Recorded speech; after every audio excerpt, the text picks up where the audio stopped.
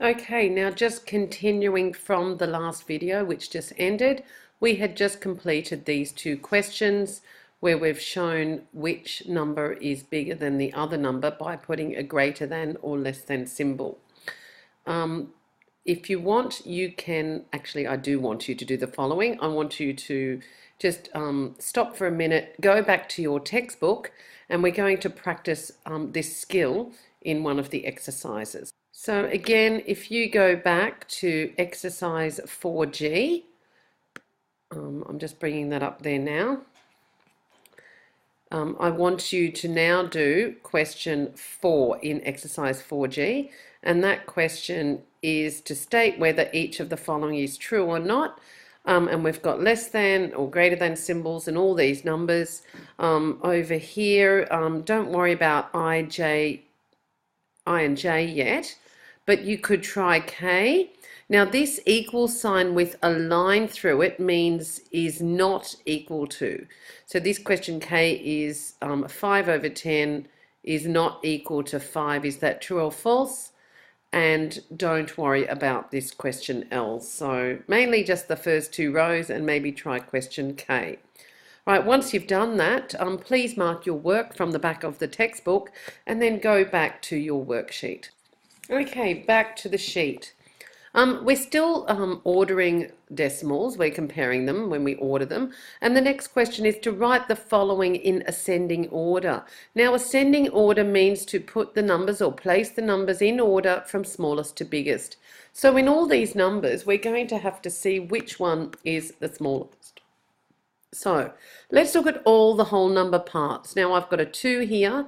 And remember, the whole number parts are the parts before the decimal. So we've got a 2 here, a 2 there, 2, 2, and 2. So all the whole number parts are the same. And then there's a decimal point after the 2 in all of the numbers. So that's all the same. But if we look at the next bit, let's look in the tenths column. Now, actually what I might do, I'll highlight all of the tenths column. I'll just do that now.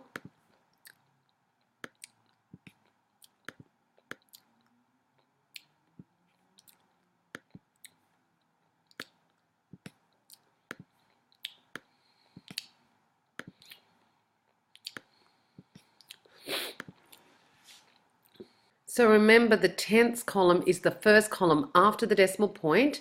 So in the tenths column for this first number, we've got a 4 and then a 3 in this one, a 4, a 3, and a 3. So these ones with the 4s are definitely not going to be the smaller numbers.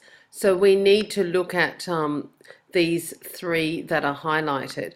Now what we can do, the other thing we can do is use the strategy that they say up here, which is to compare decimals more easily. Put zeros at the end to give all the numbers the same amount of decimal places. So let's look. This first number has 2 decimal places because it's got 2 numbers in the decimal part. Remember, the decimal part of a number is after the point. This second number has 2 decimal places. The third one's got 3 decimal places. The fourth number's only got 1 decimal place because it's only got 1 number after the point. And the last number's got 3 decimal places because it's also got 3 numbers after the decimal point. What I want to do down here, I'm going to write all those numbers again, and I'm going to write them all with 3 decimal places. That way they've all got the same number of numbers after the point. So I'm going to do that now. So 2.43 only has 2 decimal places, but I want to give it 3 decimal places. So I'm going to write it as 2.43, and I'm going to put a 0 on the end because remember, zeros on the end don't change the value of the decimal. So 2.43 is the same as 2.430. Let's look at the next number, 2.34. That's the same as 2.340. The next number, 2.403, already has 3 numbers after the point. I might just have to make those a bit smaller to fit. The next number, 2.3, it's only got 1 digit after the point, or 1 number after the point, so I need it to have 3. So I can just put zeros after that 3, because remember the zeros don't change the value of anything here, because I've got 3 in the tenths column up there and down here, and I've got nothing in the hundredths column and nothing in the thousandths column. So 2.3 and 2.300 still have the same value.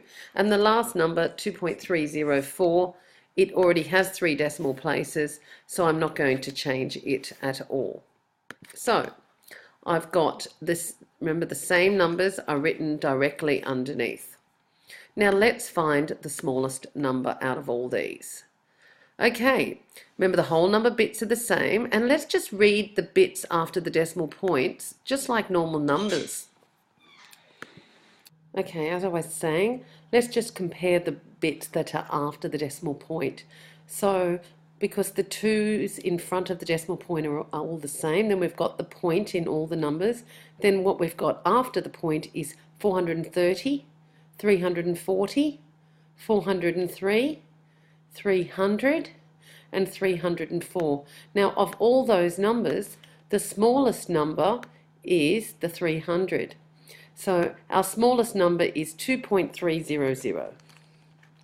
Then our next smallest will be, so that's our smallest, 2.300. Just highlight that in green. The next smallest would be, after 300, we've got 304. So the next smallest number will be 2.304. Now, when I actually write this answer, remember the original question, that 2.300 was originally 2.3, so I should write it, I'll fix up in a minute actually. So we've got 2.300, 2.304, 2.340 is the next one, so I'll put that next. And then we're into the 400, so 2.403 would be next, because 403 is less than 430. And the last one is 2.430. Now, that is not how the question was given to you. 2.300 is actually this number, 2.3, so I need to write it how it was given to me.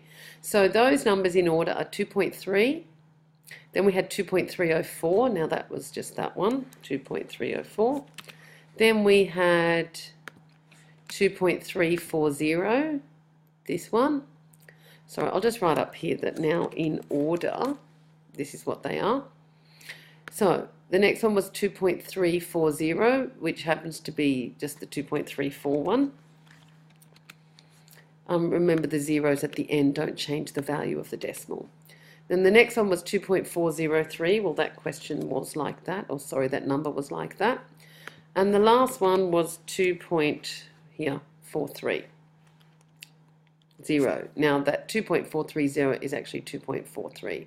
So here is my answer. My numbers in order are written there down the bottom. So that's my answer. Okay, pause the video and attempt this question over here now. Okay, notice all the whole number parts are the same. However, these numbers have different numbers of decimal places. The first one has 2 decimal places. That's the part after the decimal point. The next number has 3 decimal places. Then here in this number we've got 2 decimal places, then 3 decimal places, and then 2 decimal places. So we really want to make them all with 3 decimal places. So I'm just going to do that now. So the first number will be 8.98, and to add an extra decimal place, to give it 3 decimal places, we'll just put a 0 on the end. Now, the next number already has 3 decimal places, 8.098, so we'll just write it as it is. Then the next number's only got 2 decimal places, 8.89, so we'll put a 0 on the end there to give it 3 decimal places. The next number, 8.089, already has 3 decimal places, so we just write that out. And the last number, 8.09, only has 2 decimal places, so I'll put a 0 on the end to give it 3 decimal places. Now, we want to write these numbers in order, from smallest to largest. So in order, okay, my smallest, remember all the 8's in the whole number part are the same.